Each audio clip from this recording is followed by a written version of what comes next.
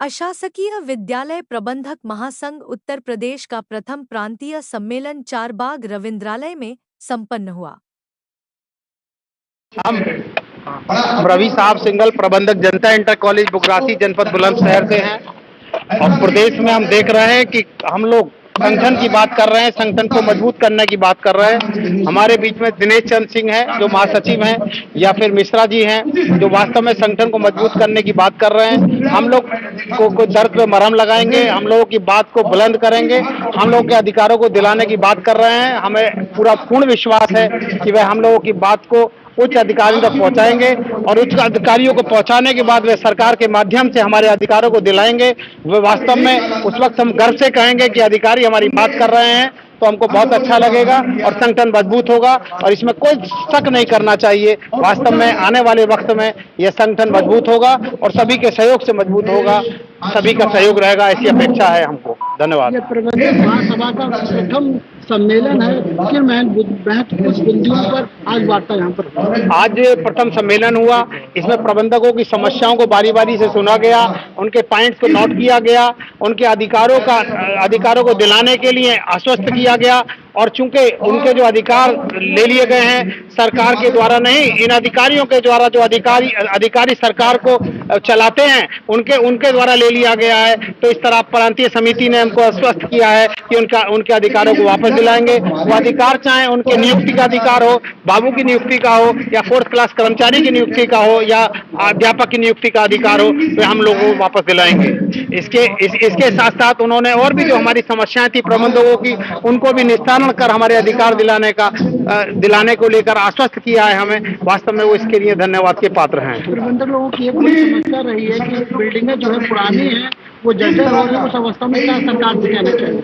प्रबंधकों की जो समस्याएं हैं, जो बिल्डिंग हमारी जर्जर हो रही हैं, उसको सरकार को निश्चित रूप से, क्योंकि हमको अनुदान के रूप में सिर्फ और सिर्फ सरकार अध्यापक देती है। अगर हमारे विद्यालय में, स्वयं के विद्यालय में 3,500 स्टूडेंट हैं, तो वहाँ 60 स्टूडेंट के नाम पर एक अध्यापक चाहिए। हमको 55 अध्यापक चाहिए, लेकिन मात्र हमारे विद्यालय में सरकारी 8 अध्यापक है, जबकि हम 60 का स्टाफ है हमारे पास। बाकी अध्यापक अपने सोर्सों से हमने रखे हुए हैं, तो बिल्डिंग ऐसी स्थिति में कहाँ से बनाएंगे? हम आग्रह करेंगे अपने प्रदेश के पदाधिकारियों से और सरकार से हम आग्रह करेंगे कि हमको अगर बिल्डिंग बनाने के लिए कुछ धन उपलब्ध कराना चाहती है, तो हमसे कोई किसी तरह का सहयोग न ले, हमसे सहयोग ले कि हम ईमानदारी से बिल्डिंग का निर्माण कराएं, जिसमें स्टूडेंट्स को और समाज को उसका लाभ मिल सके। मुख्य अतिथि के तौर पर कौन उपस्थित रहा? मुख्य अतिथि के तौर पर आज हमारे बीच में सुरेंद्र कुमार तिवारी को आना था, लेकिन किन्हीं कारणवश वो नहीं आ पाए, तो हमारे मुख्य अतिथि के रूप में आज हमारे प्रदेश के अधिकारियों ने ही उस सब चीज का निर्वहन किया है। हमको बहुत संजीदगी से सुना है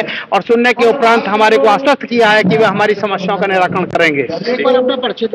मेरा परिचय रवि साहब सिंघल, मैं रवि साहब सिंघल हूँ, बुलंदशहर जनपद से हूँ और प्रबंधक हूँ जनता इंटर कॉलेज का। मेरे सेल्फ फाइनेंस कॉलेज भी है, अपना मेरा गर्ल्स इंटर कॉलेज है, सेल्फ फाइनेंस को एजुकेशन इंटर कॉलेज है, और एहसासकीय विद्यालय का इंटर कॉलेज का मैं प्रबंधक भी हूँ, बुलंदशहर जनपद में, कस्बा बुगरासी से। आप लोगों का क्या प्राथमिकताएं रहने वाली है आने वाले समय में? देखिए, संगठन पहले भी कई बार लोगों ने गठित किए हैं, लेकिन अब इस बार जो हमने संगठन गठित किया है, वो हम लोगों ने बहुत सोच समझ कर, बहुत छानबीन करके संगठन को गठित किया है।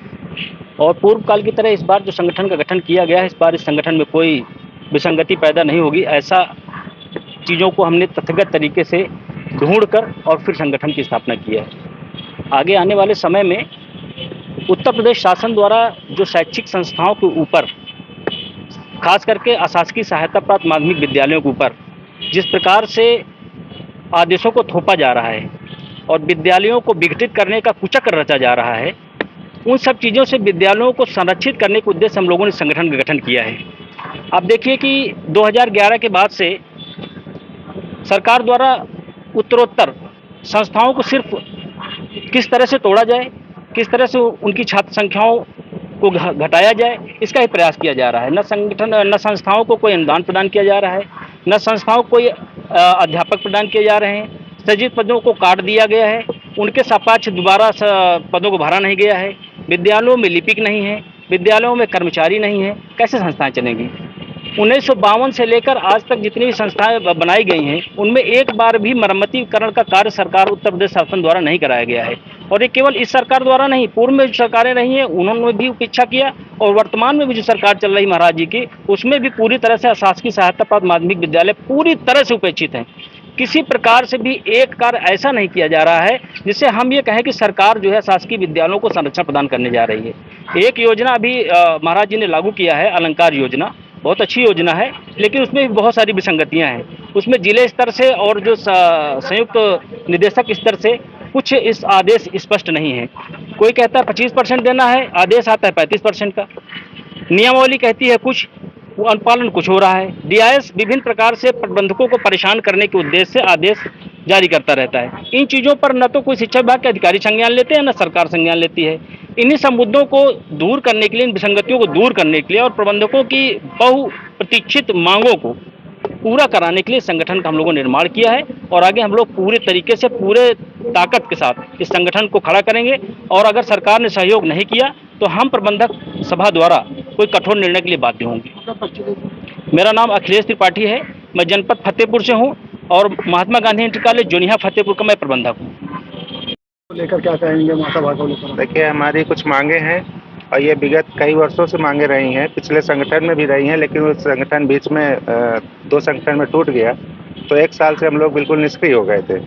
आप समझ लीजिए कि 10 साल और या 14 साल हो गए, केवल 10 रुपये और 15 रुपये विकास शुल्क के नाम पे फीस हम बच्चों से ले पाते हैं, और ऊपर से थोप दिया जाता है कि परीक्षा टाइम में, बोर्ड परीक्षा में CCTV कैमरा बिल्कुल लैस होना चाहिए।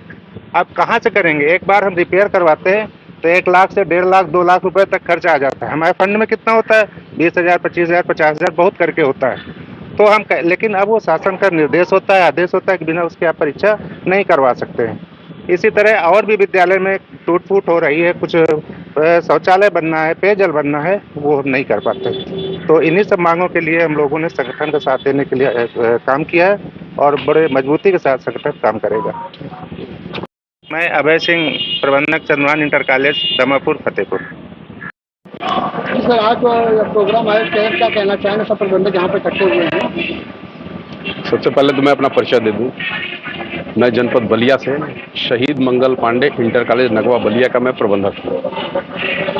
वो शहीद आजम जो 1857 के क्रांति के वीर थे, उन्हीं के नाम पर स्थापित, उन्हीं के गांव, वो हमारे ही गांव, पैतृक गांव के थे, उन्हीं के नाम पर विद्यालय है। आज ये हम लोगों का अशासकीय सहायता प्राप्त, जो पूरे प्रदेश भर के सहायता प्राप्त विद्यालय हैं, उनकी जो शासन और प्रशासन द्वारा समस्याएं उत्पन्न की गई है नियम विरुद्ध तरीके से, उसी के लिए हम लोग प्रांतीय सम्मेलन के रूप में जनपद के कोने कोने से सारे प्रबंधक आकर के अपनी व्यवस्था के बारे में और नियमावली के तहत कार्य करने के लिए जोर बनाने का काम किया है, जिसमें सारे प्रबंधक बंधु उपस्थित हुए हैं, जिनके लिए मैं तहे दिल से उनको धन्यवाद देता हूं।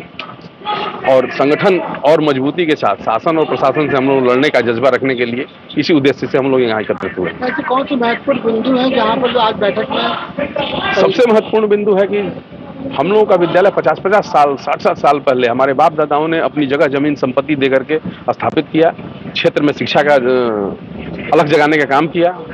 उन्हीं के पदचिन्हों पर हम लोग चलते हुए, सरकार की सबसे बड़ी विडंबना यह है, हमें कुछ देती नहीं है, लेकिन हमको सहायता प्राप्त विद्यालय के नाम से संबोधित करती है और राजकीय विद्यालयों के भांति हमको ट्रीट करती है। सरकार ने जो बोर्ड परीक्षा का फीस शुल्क जो है, पहले 50 रुपया, पहले 10 रुपया था, फिर 50 किया, अब उसको 500 कर दिया, लेकिन विद्यालय के अन्य विकास फंडों के लिए अब साधारण सामान्य बात एक समझ लीजिए कि किसी विद्यालय, माने इंटरमीडिएट कॉलेज का कोई भी छात्र यदि वो चोटिल हो जाता है तो साल में उसके लिए उससे शुल्क के रूप में मात्र 1 रुपया 20 पैसा लिया जाता है।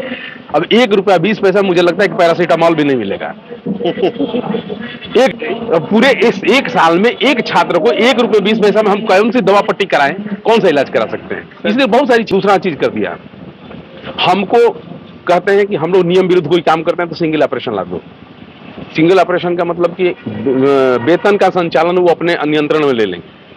आज वर्तमान स्थिति में केवल हम लोग सारे कर्मचारियों, माने शिक्षकों का और अनदर कर्मचारियों का, केवल उनको उपस्थिति अटैच करके हम दे देते हैं। वेतन ना हमको हमारे खाते में आता है, ना ग्रांट हमको मिलता है, सीधे सीधे उनके खाते में जाता है। इसकी डिमांड है कि भाई वेतन वितरण अधिनियम के तहत जो सिंगल ऑपरेशन की व्यवस्था उसको हटा दीजिए, उसको रहने कोई औचित्य नहीं। ऐसी बहुत सारी समस्याएं हैं, बहुत सारी कठिनाइयां हैं जो मौलिक रूप से वो खत्म हो जानी चाहिए, उसका कोई औचित्य नहीं है। इसीलिए आज हम लोग प्रदेश संगठन ने कॉल किया था, उस पर हम लोग आए, अपनी अपनी बातों को हम लोगों ने रखा है और प्रदेश संगठन आगे मजबूती के साथ मिल करके शासन और सत्ता के साथ इन सारी व्यवस्थाओं को करेगा, जिससे हमें उम्मीद है कि जरूर एक नई पहल होगी। एक देखा गया है कि प्रबंधक की शिकायतें ये रही हैं कि जर्जर बिल्डिंगें होती गई हैं, उस पर क्या कहना चाहिए? बात सही है कि जर्जर बिल्डिंग हो गई है, 50 वर्ष पहले की बिल्डिंग है, आज उसके नाम पर एक पैसा नहीं सरकार से मिलता है और बच्चों से फीस भी नहीं लेने दिया जाता है, तो विकास आखिर मेंटेनेंस कैसे होगा? उसके लिए सरकार ने अलंकार योजना एक लागू कर दिया है।